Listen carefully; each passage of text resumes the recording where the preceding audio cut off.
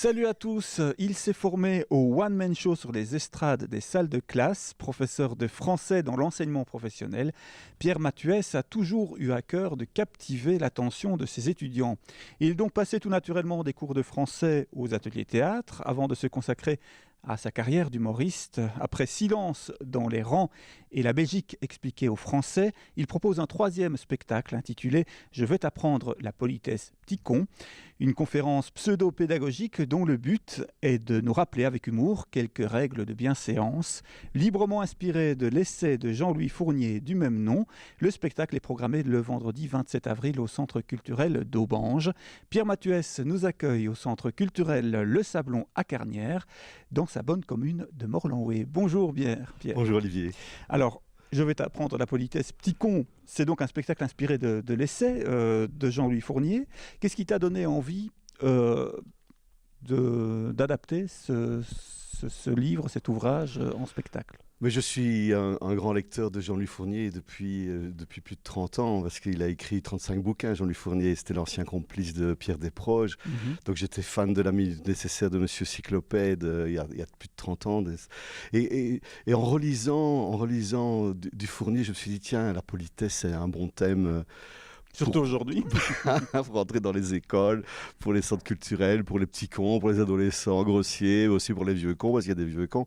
Donc je me suis dit, c'est un bon plan. Je lui ai écrit, il m'a donné l'autorisation d'adapter son bouquin, il a voulu me rencontrer, donc c'était un grand bonheur. Je suis allé chez lui à Paris, il m'a dit, fonce, ta carte blanche. J'ai utilisé aussi Grammaire impertinente, Arithmétique impertinente, un autre bouquin qui s'appelle Mouchon non morveux. Donc j'ai été un peu picoré un peu partout. Oui, c'est pour ça que c'est librement inspiré, évidemment. Voilà. Ouais. Alors, ton spectacle, comme les précédents, d'ailleurs, se présente sous forme de conférence. Ce sont les réminiscences de ton métier de prof, et pas uniquement de prof aussi, de ouais, c'est ça, bien pédagogique. Ouais, quand on est prof, on est seul en scène, hein, on a un public qui n'a pas vraiment choisi d'être là. Et puis j'ai été pendant presque 20 ans conseiller pédagogique, donc je faisais des vraies conférences pédagogiques dans les écoles, et j'allais un peu expliquer les réformes, comment peut-être mieux faire ou moins mal faire l'évaluation, comment mieux travailler en équipe. Donc je faisais des vraies conférences pédagogiques. Bon, c'était un peu chiant, quoi. Les profs disaient, ouais, toi, t'as plus d'élèves, c'est facile. Et alors, tout doucement, j'ai ajouté de l'humour dans mes vraies conférences pédagogiques et j'en ai fait une fausse sur le côté que j'ai joué au départ pour mes collègues conseillers pédagogiques il y a 10 ans. Ça s'appelait Silence dans les rangs. Et ça a pris de l'ampleur. C'est presque un accident, c'était inattendu. Et la première, j'ai joué 350 fois déjà. Elle continue à tourner. Oui, on en reparlera d'ailleurs tout à l'heure. D'ailleurs, dans le décor, il y a un tableau. Dans chaque conférence, il y a un tableau, il y a des craies, il y a une éponge, il y a mon vieux cartable, il y a parfois un banc. C'est l'univers de l'école. Dans le spectacle, tu nous apprends donc à être poli et courtois en toutes circonstances. Ben ouais, c'est un peu prétentieux de dire ça. Hein. Bon, j'apprends aux adolescents, je dis, il faut arrêter de dire merde. Qu'est-ce que c'est que ce truc, dire merde, putain, fais chier tout le temps, à chaque tour, à chaque coin de phrase.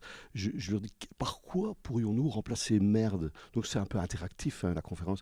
Alors ils me disent, on pourrait dire zut, flûte, mercredi, ouais. Puis je dis, allez, cherchons plus loin, quelque chose d'élégant. Alors on arrive à dire, au lieu de dire merde, on devrait dire peste, quel fâcheux contretemps. Et voilà, imagine, Olivier, hein, un adolescent de 15 ans qui reçoit son interro de maths 2 sur 20, au lieu de dire fais chier le prof de maths, 2 sur 20, merde quand même, connard, il pourrait dire peste, quel fâcheux contretemps. Là, c'est une autre classe. Ça change. Alors, tu t'es entouré pour monter ce spectacle, hein, puisque la mise en scène, par exemple, c'est Jean-Charles Antwerpen. Jean-Charles, oui, c'est devenu un ami, Jean-Charles Van Antwerpen, qui est à la mise en scène de mes 3 derniers spectacles, oui. Voilà. Le premier, c'était Jean-Louis Danvois. Je suis entouré aussi par Marilus, ma femme, qui fait la com, qui pense à tout ce que qui pense à tout. On a une petite société, on est deux. Il y a de la musique aussi. Il y a de la musique, il y a des musiciens, il y a Pierre Alardin, il y a Mario Benvenuto, ouais. Il y a des costumes, des costumes, c'est un bien grand mot. J'ai une chemise noire, un pantalon noir. C'est important pour toi d'avoir quelqu'un pour assurer la mise en scène et ne pas le faire toi-même. Bien sûr, un regard amical, bienveillant. On a vraiment, Jean-Charles et moi, façonné un personnage de conférencier un peu niais, un peu balourd, qui se prend les pieds dans le tapis, un peu bonhomme, c'est un mot de Jean-Charles, c'est un bonhomme. C'est vraiment dans la candeur. Donc c'est sur la politesse ou sur la Belgique ou sur le silence, mais ça reste des conférences. On se dit c'est pas possible tout ce qu'il raconte, et tout est vrai, et tout est en même temps charmant et rond, mais en même temps je balance quand même. Hein. Mm-hmm. Oh, c'est un peu le but aussi. Ouais. Allez, un petit teaser du spectacle. Et avant de poursuivre la conversation, je te propose de le visionner.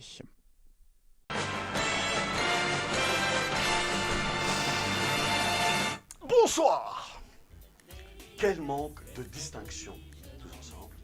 Quel manque de distinction. Je vais t'apprendre la politesse Ticon. Puis un jour, on en a marre de dire merci, on dit merde. Ça s'appelle l'adolescence.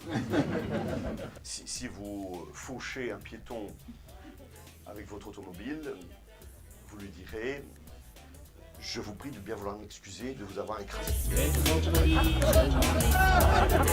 En fait, quand vous êtes en vacances en Autriche, vous repérez les mots français sur la carte, hein, et pour être poli, vous ajoutez « bite ».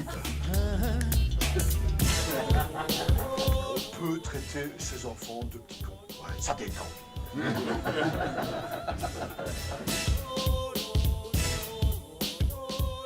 Ce teaser qu'on vient de voir, il a été tourné à Avignon en 2016. Avignon, donc tu es un habitué. Oui, j'y retourne encore cet été. Je suis à la Tâche d'Ancre. C'est un petit lieu que j'aime bien. Je suis à 16h. C'est une heure qui me convient bien. On commence le 6 juillet avec la Belgique expliquée en français de nouveau. Et ce teaser de la politesse, il a été tourné il y a 2 ans. Le spectacle était vraiment naissant. C'était les 4, 5, 6 premières.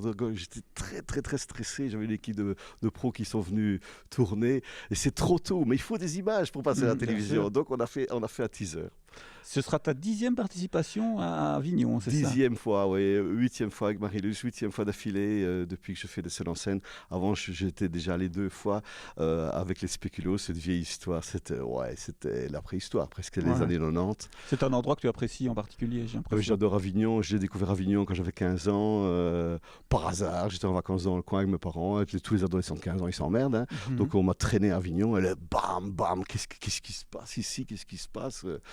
Je me suis promis de revenir et bon, je suis allé 25 fois à Avignon depuis. Alors on l'a dit, tu étais prof de français dans l'enseignement professionnel. D'où te vient ton intérêt pour la scène et le théâtre? Tu avais déjà ça quand tu étais plus jeune? Ben oui, les mouvements de jeunesse, le pas trop, tout ça. Donc je faisais des sketchs avec les jeunes gens dont je m'occupais. Et puis comme prof, j'ai fait des spectacles de marionnettes. J'ai fait un défilé de mode une fois. J'étais dans une école professionnelle. Il y avait 80 filles qui étudiaient la couture. On est venu me chercher. On dit allez monsieur, vous faites le défilé avec nous. Mais quel bonheur! C'est un des plus beaux souvenirs de ma vie. Ce spectacle, on a travaillé pendant 15 jours avec 80 filles, une quinzaine de garçons d'une autre section qui faisaient les sketchs entre eux. Donc, ouais, c'est né à l'école, c'est né aussi dans les mouvements de jeunesse. J'aime bien être seul en scène, j'aime bien avoir mon public. C'est un bonheur de faire rire. Hein. Donc, comme prof, j'étais un prof pas toujours drôle, parce que bon, il y a des moments où on est un peu chiant. Hein. Mais je pense que mes élèves aimaient bien mes cours. Ouais. Ah. Donc, tu as donné des ateliers de théâtre à l'école Oui, on avait une petite troupe de théâtre qui s'appelait Les Casse-Pieds, que je retrouve. Ils me suivent encore sur Facebook, c'est adorable. Et puis tu as fait du café-théâtre donc. Du café-théâtre, on était 3, puis on était 2. On a joué plus de 200 fois des spectacles qui avaient des noms improbables. La couscoussière n'était plus sur la table du salon, Massacre à la pompe à gueuse. C'était les années 90, et un peu les années des inconnus. Donc c'était un peu ce genre-là, des costumes, des perruques, des tabliers, des valises. Et hop, un noir, un autre sketch. Alors, tu as expliqué comment tu étais arrivé à transformer tes conférences et à ce que tu développes une première conférence en one-man show. D'abord pour un public réduit, pour les copains. Ouais, pour les profs, et comment tu t'es rendu compte que tu pouvais vraiment t'adresser à un public en dehors de tes proches? Mais parce qu'à l'audace, je dis tiens, allez... on en a répété pendant 6 mois avec Jean-Louis à l'époque. Puis voilà, c'est un spectacle qu'on a lancé. On le joue 1 fois, on le joue 2 fois, on le joue 3 fois. Puis on dit, tiens, on essaierait bien de le jouer ailleurs. Donc j'envoie des courriers à l'époque. Il n'y avait pas encore les mails. Donc j'envoie des courriers, des cassettes VHS. Et puis tout d'un coup, il y a une école, 2 écoles qui s'intéressent. Et puis il y a un centre culturel qui s'intéresse. Et puis hop, on joue 5 fois, 6 fois. On se prend au jeu. On dit, on essaierait bien l'année prochaine de jouer 15 fois, 20 fois. Et boum, on dit, tiens, on irait bien à Paris. On a été à Paris chercher un café-théâtre. On a loué un café-théâtre parce qu'il faut louer, il faut payer pour jouer. Hein. Donc on a loué un café-théâtre 2 heures pendant 13 dimanches. Et puis ça a eu de l'effet. Et puis on se dit, dans la foulée, on ferait bien l'année prochaine, on ferait bien Avignon. Boum, Avignon, on prend une salle de 70 places, on refuse du monde pendant 1 mois. On se disait, mais qu'est-ce qui se passe, quoi? Donc c'était tout à fait, tu as été surpris par le succès. C'est accidentel, mais non, on l'a un peu provoqué. C'est un accident provoqué, oui. Alors, donc ce premier one-man show s'appelait Silence dans les rangs, dans lequel finalement tu évoques ton métier de prof et tu égratignes un petit peu l'école. Oui, c'est ça. C'est la vie d'un prof de la veille de la rentrée jusqu'aux vacances d'été, avec les voyages scolaires, avec les grèves, avec les horaires, on n'est pas content de son horaire, avec Madame Mercier qui sent mauvais, José qui met des blagues sur les tableaux, donc les élèves qui arrivent en retard, qui ont des excuses bidons, monsieur, j'ai oublié de recharger mon iPhone, il y a grève des bus, en plus il neige, vous avez commencé sans moi, vous avez bien fait. Donc c'est vraiment ma vie de prof, avec bonhomie, avec candeur, et en même temps je balance en disant mais faut arrêter de faire des interros tout le temps les profs, quand est-ce qu'on apprend, un peu de sérieux, quoi. Voilà, donc c'est clairement inspiré de faits vécus. C'est ma vie, mon œuvre. Et c'est aussi au départ d'un bouquin de Frédéric Théard et Boris Seguin, que j'ai rencontré aussi à Paris, il y a 10 ans de ça. Ils m'ont autorisé à adapter leur bouquin qui s'appelait Petit manuel de savoir-vivre à l'usage des profs. Et ça, c'était très, très, très, très noir, très grinçant. Et moi, j'ai pris les trucs qui me semblaient les plus drôles, les plus légers. Et puis moi, j'ai mis ma sauce, j'ai mis une chanson, j'ai mis un hacker du prof. Va chercher ta classe, il va falloir faire face. Donc j'ai mis plein de trucs qui me faisaient rire, et ça marche, ça fait 10 ans que ça marche. Alors, ça fait quelques années que tu n'es plus prof maintenant. Il t'arrive de croiser d'anciens élèves dans tes spectacles? Oui, mais ils me retrouvent sur Facebook, ils demandent mon amitié virtuelle, et puis ils like les vidéos. Allez monsieur, c'est chouette, vous vous souvenez? Parce que c'était dans les années 90 que j'avais des élèves, donc oh là là là là, maintenant c'est des messieurs et des madames, ils ont 45 ans, ils ont des enfants, tout ça. Après ce spectacle sur l'enseignement, donc tu as sorti un deuxième spectacle à vocation pédagogique, comme toujours évidemment, La Belgique expliquée aux Français, dans lequel tu explores quelques-uns de nos particularismes. Ben oui, parce que j'étais à Avignon en 2011, au mois de juillet 2011, souviens-toi Olivier, on avait voté en Belgique en juin 2010, donc Di Rupo et De Wever essayaient de faire un gouvernement, et moi, ça faisait déjà 13 mois qu'on avait voté. Moi, j'étais à Avignon et je tractais pour Silence dans les rangs. Et quand je disais que j'étais belge, je disais « Oh mon Dieu, vous êtes belge ? Comment ça va en Belgique ?» Ils étaient inquiets. Donc j'ai dû improviser, pas des sketchs, mais j'ai dû expliquer. Je dis écoutez, on a un gouvernement fédéral, on a beaucoup de difficultés pour le former, mais il y a des gouvernements régionaux, il y a des gouvernements pour les communautés. On a 6 gouvernements simultanément, donc il ne faut pas vous tracasser. Les 5 autres ils bossent. Hein. Donc puis j'ai expliqué la Belgique. Et je me suis dit après Avignon 2011, ça mûrit dans ma tête. Et 2-3 années après, je me suis dit allez, je vais expliquer la Belgique aux Français. Mais tu l'expliques aussi aux Belges, du coup, puisque mais ça oui, tourne parce que partout, c'est tellement compliqué, Olivier, la Belgique. Hein, même quand on est belge, on est un peu déboussolé. On dit, on a combien de ministres? On a 60 ministres. On a 3 régions, on a 3 fleuves. Il y a un moment, on a eu simultanément 3 reines et 2 rois. On avait Fabiola, qui est morte il y a 2 ans. Donc on avait Fabiola, Mathilde, Paola. On avait le roi Philippe depuis 2013. On avait toujours le roi Albert. On avait de foule de dames par les rois en Belgique. Alors, on va visionner un teaser de ce spectacle que tu joueras dans les prochains mois au Grand-Duché, à Pétange. Oui, c'est la première fois de ma vie que je vais jouer. Je suis très ému. J'ai joué en Suisse beaucoup, j'ai joué en France énormément. En France et en Belgique, j'ai joué une fois à Madrid au lycée français, c'était un immense souvenir. Et là, je vais jouer à Pétange. Première incursion dans le Grand-Duché de Luxembourg. Voilà. Eh bien, on va visionner ça tout de suite.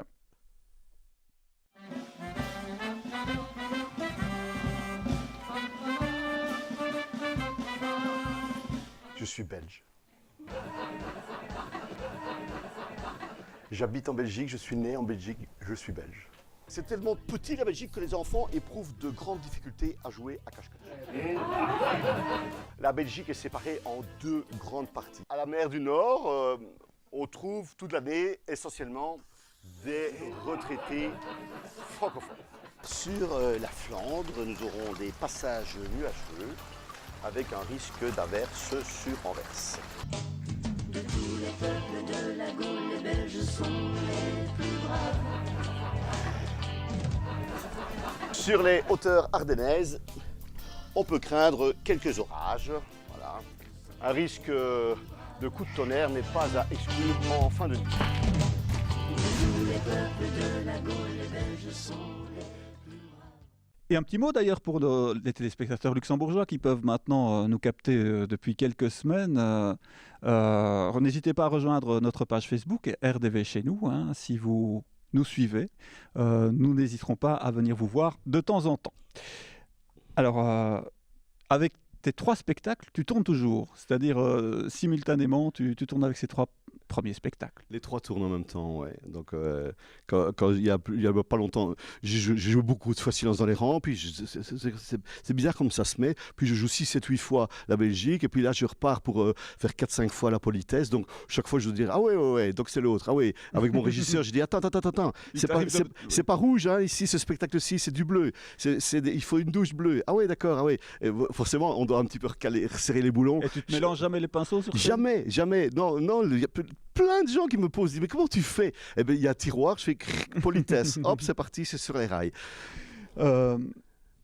C'est ton travail à plein temps maintenant, depuis pas très longtemps en fait. Depuis novembre, je ne fais plus que ça, ouais. J'ai arrêté conseiller pédagogique, j'avais arrêté il y a un long moment déjà d'être prof, là je ne fais plus que ça, donc c'est un grand bonheur. Les gens me disent, mais enfin, tu es tout le temps derrière ton ordinateur à répondre. Donc dès que j'ai un organisateur qui me téléphone ou qui m'envoie un mail, comme on est une petite société, informez-moi, moi je suis là, à la maison, paf, je réponds, les gens disent, enfin, comment vous faites on ne fait plus que ça.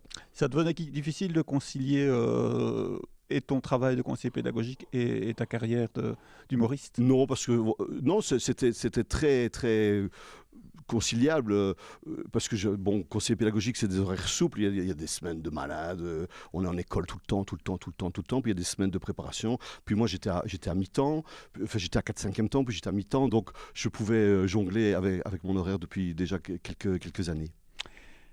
J'imagine que tu ne vas pas t'arrêter en si bon chemin. Est-ce que tu as déjà en tête un 4e one-man show ? Oui, on est occupé, Jean-Charles et moi, à coécrire un spectacle, à réfléchir. Ça va tourner autour des mots, des dictionnaires. Donc, ça va être les mots que j'aime bien, les mots que j'aime pas. C'est toujours dangereux de parler d'un bébé en gestation, mais ça va être ça. Bien sûr. Ouais. On va vers ça, donc. Tu resteras toujours dans le même format ? C'est-à-dire conférence, spectacle ? Je suis seul en scène avec très peu de décors, toujours, avec parfois des petites interactions. Il y avait un autre spectacle qui s'appelle Le Bonheur en 1 heure, que j'ai joué très peu, où là, il y avait le régisseur qui avait une grande place. Il avait oublié des accessoires, je l'engueulais, il arrivait, il retournait dans sa régie, je l'engueulais, il revenait encore une fois, je disais, enfin, pourtant je le paye, hein, il oublie, il y a un truc à mettre, il l'oublie. Donc, j'avais trouvé un truc de connivence avec le régisseur pour ce spectacle-là. Donc, je suis seul en scène avec des petits artifices, des voix off et des gens que je vais chercher dans le public pour faire des pseudo-volontaires. Tu as un site internet, www.pierremathues.be, sur lequel on peut suivre ton agenda, évidemment, de tes différents spectacles. Ouais, pierremathues.be. Il y a aussi silencedanslesrangs.be, avec le tout vieux site, mais qui tourne encore très bien. Puis des pages Facebook, on veut tout en voilà. Bien sûr. Il n'y a qu'à liker. On rappelle que donc tu seras sur la scène du Centre culturel d'Aubange le vendredi 27 avril à 20h15. Et donc à Pétange, ce sera quand exactement ? C'est, si je me souviens bien, le 13 octobre 2018. Voilà. Et ça, ce sera avec ton autre spectacle, La Belgique, expliqué aux Français et aux Luxembourgeois, du coup, évidemment. Alors, c'est la fin de cette émission. Merci beaucoup, Pierre, de nous avoir reçus pour cette interview. Et à bientôt. À bientôt. Merci aussi au Centre culturel Le Sablon de nous avoir ouvert ses portes. La semaine prochaine, nous évoquerons un tout nouveau spectacle inspiré des attentats de Bruxelles de mars 2016. Un spectacle, vous verrez, plein d'humour qui s'appelle Niveau 5. Rendez-vous chez nous mercredi prochain. Ciao.